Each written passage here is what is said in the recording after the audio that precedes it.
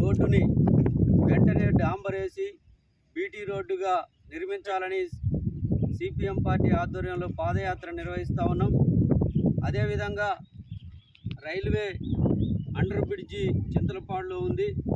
Under బ్రిడ్జిలో నీళ్లు పోయే సౌకర్యం సరిగా ఏర్పాటు చేయని కారణంగా అది వర్షం రాగానే వర్షపు నీళ్లతో అది బురదగా మారి ఒండంతా కొట్టకొచ్చి బురదగా మారి ప్రయాణికులకు రైతులకు రాకపోకలకి చాలా ప్రమాదకరంగా తయారైన పరిస్థితి ఉన్నది.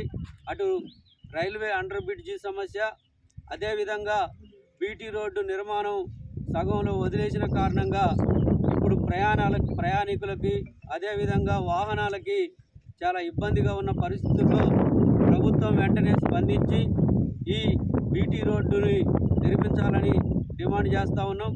అదేవిధంగా రైల్వే అండర్ బ్రిడ్జిని కూడా ఆ సమస్యను పరిష్కరించాలని రైల్వే శాఖను కూడా కేంద్ర రాష్ట్ర ప్రభుత్వాలు సృష్టించిన ఈ సమస్య కారణంగా ఈరోజు ఈ రోడ్డు నిర్మాణం కానీ అదేవిధంగా అసంపూర్తిగా ఉన్నది.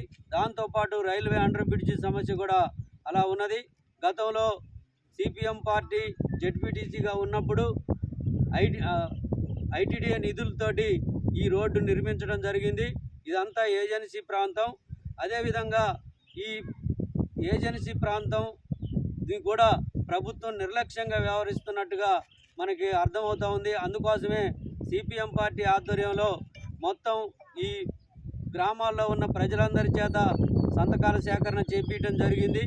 ప్రజలందరూ కూడా ఈ రోడ్డు నిర్మించాలనేది డిమాండ్ చేస్తూ ఉన్నారు. అందుకోసం ప్రభుత్వం వెంటనే స్పందించి ఈ బీటీ రోడ్డు నిర్మాణం చేయాలని, రైల్వే అండర్ బ్రిడ్జిలో ఉన్న బురద నీటి సమస్యను కూడా పరిష్కరించాలని డిమాండ్ చేస్తూ ఉన్నారు.